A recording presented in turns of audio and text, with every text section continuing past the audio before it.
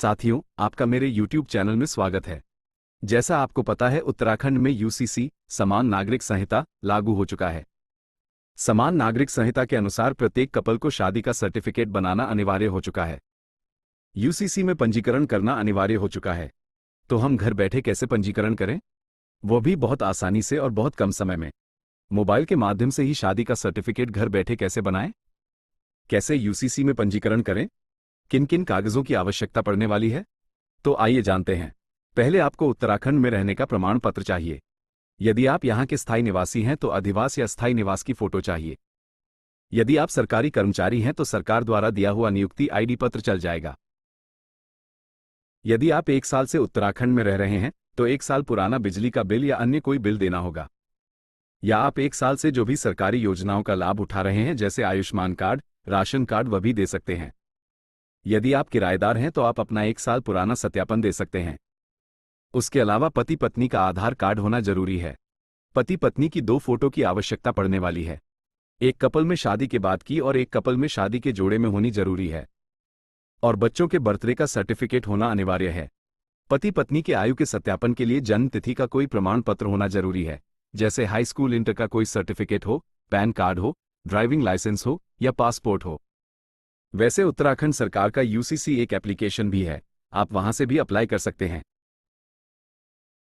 लेकिन मैं Google Chrome से अप्लाई कर रहा हूं क्योंकि मुझको इससे अप्लाई करना आसान लगता है। बाद में गवाहों की रिकॉर्डिंग प्रॉब्लम नहीं आती है। तो मैं तो क्रोम यूज करके आगे बढ़ रहा हूं। आपके पास जो है आप उसे यूज कीजिए। मैं अभी गूगल क्रोम में डेस्कटॉप साइट यूज कर रहा हूं। महत्वपूर्ण सूचना, फीस में छूट। वैसे अभी उत्तराखंड सरकार ने इसकी फीस माफ करी हुई है। यदि आप 27 जुलाई से पहले अप्लाई करते हैं तो आपको कोई फीस नहीं देनी पड़ेगी। पंजीकरण प्रक्रिया मोबाइल स्क्रीन पर। चलो मैं आपको ले चलता हूं मोबाइल की स्क्रीन पर। तो मैं ब्राउजर खोल के उसके गूगल में उत्तराखंड यूसीसी लिखकर सर्च कर रहा हूं। मेरे सामने जो ऑप्शन खुलकर आए हैं उनमें से जो पहला ऑप्शन है ucc.uk.gov.in का लिंक, आप उस पर क्लिक करके सर्च कीजिए। उसके बाद आपके सामने कुछ ऐसा इंटरफेस दिखाई देगा। फिर आप लॉगिन वाले ऑप्शन पर क्लिक कीजिए। यदि आपका खाता पहले से बना हुआ है तो आप अपना यूसीसी से नंबर डाल करके लॉगिन कर दीजिए। यदि आपका खाता नहीं बना हुआ है तो आप साइन अप वाले ऑप्शन पर क्लिक कीजिए। फिर आप ऑनलाइन साइन अप के ऑप्शन को चूज करके साइन अप पर क्लिक कीजिए। उसके बाद आपको अपना आधार नंबर डालना होगा और उसकी शर्तों को एक्सेप्ट करके कैप्चा डालकर ओटीपी भेजने वाले पर क्लिक करना होगा। उसके बाद आपके मोबाइल में एक ओटीपी आएगा। आप अपना ओटीपी डालकर कैप्चा भर के एक पासवर्ड बनाकर साथ में मोबाइल नंबर डालकर अपना खाता बना लीजिए। आप लॉगिन हो जाएंगे। आपके मोबाइल में एक यूसीसी नंबर आ जाएगा, उसे आप संभाल कर रखिए। उसकी जरूरत आपको दोबारा लॉग इन होने के लिए पड़ेगी, वह आपका लॉगिन आईडी है। मेरा तो खाता बना हुआ है तो मैं लॉगिन कर रहा हूं। तो साथियों, मैं लॉगिन कर चुका हूं। लॉगिन करने के बाद हमारे सामने कुछ ऐसा इंटरफेस दिखाई दे रहा है। तो हमारे पास 3 ऑप्शन खुलकर आते हैं। विवाह का पंजीकरण, विवाह का विच्छेदन, तलाक, लिव इन रिलेशनशिप का पंजीकरण। तो हमें पहले वाले ऑप्शन पर क्लिक करना होगा शादी के सर्टिफिकेट बनाने के लिए। शादी का सर्टिफिकेट वाला ऑप्शन में क्लिक करके हमारे सामने 2 ऑप्शन आ जाते हैं। विवाह का पंजीकरण, पंजीकृत विवाह की स्वीकृति। तो हमें पहले वाला ऑप्शन पर क्लिक करना है। इस पर क्लिक करने के बाद 2 ऑप्शन खुल के आ जाते हैं। मानक सेवा, तत्काल सेवा। यदि आपको जल्दी चाहिए तो आप तत्काल सेवा पर क्लिक कीजिए, नहीं तो मानक सेवा पर ही क्लिक कीजिए। मानक सेवा की फीस 250 रुपये है, तत्काल सेवा की फीस 2500 रुपये है।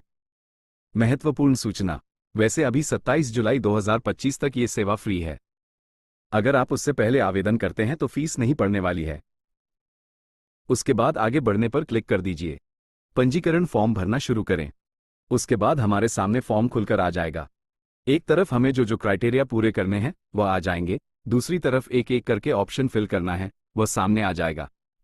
तो फॉर्म भरना शुरू करते हैं। पहले पंजीकरण विवरण पूरा कीजिए। इसमें पूछा गया है क्या आपकी शादी ग्रुप में हुई है, तो यदि ग्रुप में हुई है तो हाँ कीजिए, नहीं तो नहीं कीजिए। फिर यह पूछेगा शादी संयुक्त रूप से हुई है या अकेले, तो आपकी जैसे हुई है वही भर दीजिए। मैं तो यहाँ संयुक्त से भर रहा हूँ। उसके बाद शादी की तारीख पूछेगा तो आप शादी की सही तारीख भर दीजिए। फिर यह पूछता है कि कौन सा पक्ष उत्तराखंड का निवासी है, यदि दोनों हैं तो आप दोनों कीजिए, कोई एक है तो उसे कर दीजिए। उसके बाद पूछता है कि पत्नी किस निवास की श्रेणी में आती है, तो उसमें जो भी ऑप्शन है आपका जिसमें आते हैं आप उस पर क्लिक कीजिए। हमारा तो उत्तराखंड का ही आता है, तो मैं पहले वाले ऑप्शन पर क्लिक करूंगा। उसके बाद आप निवास प्रमाण पत्र वाले ऑप्शन पर क्लिक करके अपना जो भी प्रमाण पत्र है उसे सेलेक्ट करके उसकी फोटो मोबाइल की गैलरी से अपलोड कर दीजिए। महत्वपूर्ण जानकारी, जिन जिन डॉक्यूमेंट की जरूरत पड़ने वाली है उन सब की फोटो आप पहले से ही क्रॉप करके मोबाइल में रख दीजिए। उन सब का साइज 1 मेगाबाइट से कम होना चाहिए, क्योंकि इससे ऊपर की फोटो को यह अपलोड नहीं करेगा। उसके बाद पति का निवास किस श्रेणी में आता है पूछेगा, तो आप पति का निवास भी भर दीजिए। उसके बाद पति का निवास प्रमाण पत्र मांगेगा, आपके पास जो भी है आप उसे सेलेक्ट करके उसकी इमेज अपलोड कर दीजिए। इसको साथ साथ सेव करते हुए चलिए। यदि हम इसे साथ साथ सेव करते हुए चलेंगे और यदि बीच में फॉर्म भरना छोड़ देंगे तो जब हम दोबारा आईडी को लॉग इन करेंगे तो हमें अपना आधा भरा फॉर्म ड्राफ्ट में मिल जाएगा। अगले भाग पर आगे बढ़ें। उसके बाद अगले भाग में चले जाइए। मेरा अगला वाला ऑप्शन सही से नहीं दिखाई दे रहा है क्योंकि उसके आगे लैंग्वेज वाला ऑप्शन आ गया है। यदि आपको भी ऐसी प्रॉब्लम फेस होती है तो आप जो साइट क्राइटेरिया दिखाई दे रहे हैं वहां से एक एक करके उसे पूरा भर सकते हैं। अगला ऑप्शन आता है उपपंजीयक का अधिकार क्षेत्र, तो उसमें आपका कौन सा क्षेत्र पड़ता है आप उस ऑप्शन को सेलेक्ट कर दीजिए। मैंने पहले वाला ऑप्शन सेलेक्ट किया है और इसे सेव करके अगले ऑप्शन में आ जाइए। पत्नी का विवरण, अगला है पत्नी का विवरण, तो इसके लिए पत्नी का आधार कार्ड होना आवश्यक है। इसके लिए पहले शर्तों वाले ऑप्शन को टिक कीजिए, फिर पत्नी का आधार नंबर भरकर कैप्चा भरकर ओटीपी सेंड कर दीजिए।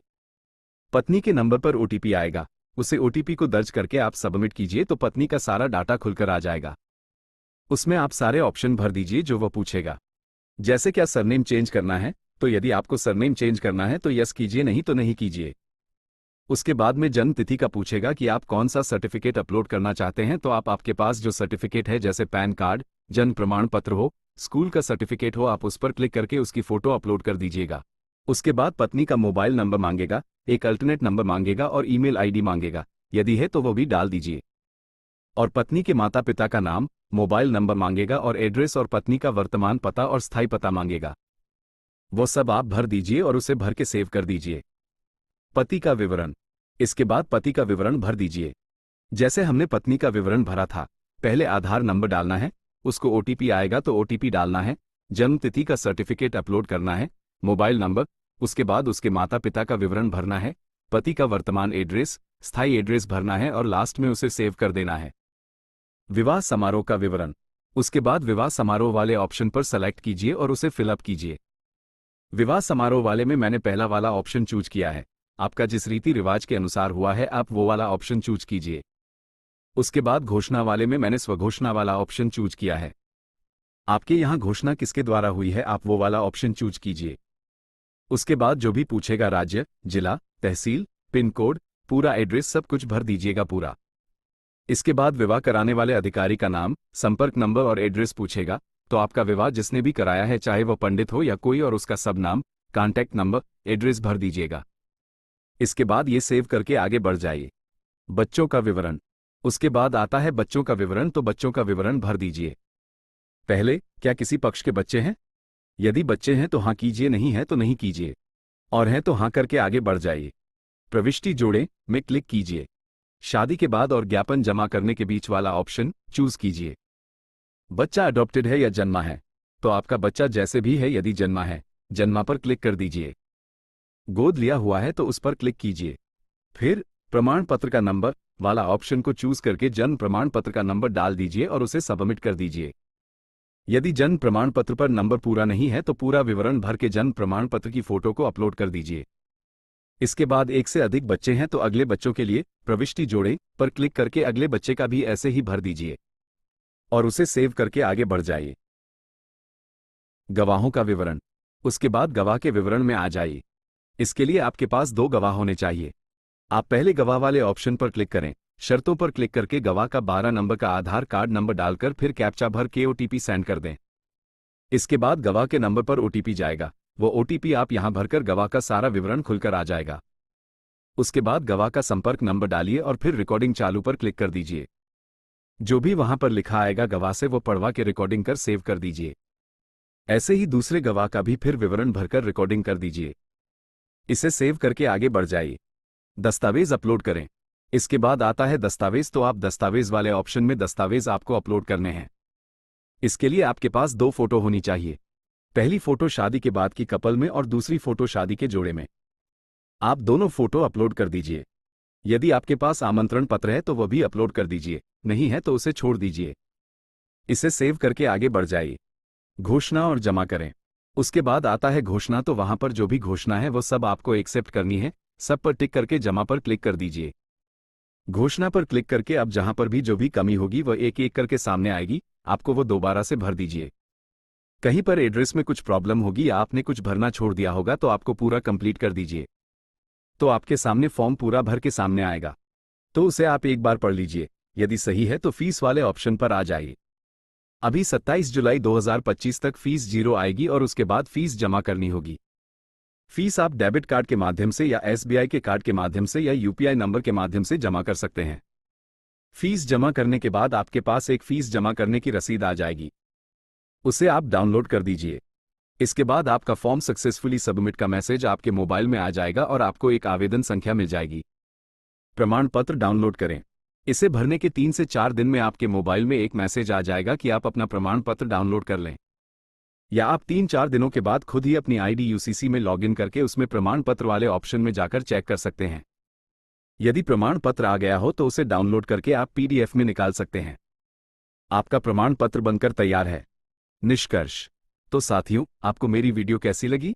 यदि आपको मेरी वीडियो अच्छी और यूजफुल लगी है तो कृपया चैनल को सब्सक्राइब कर दीजिए और वीडियो को लाइक कर दीजिए।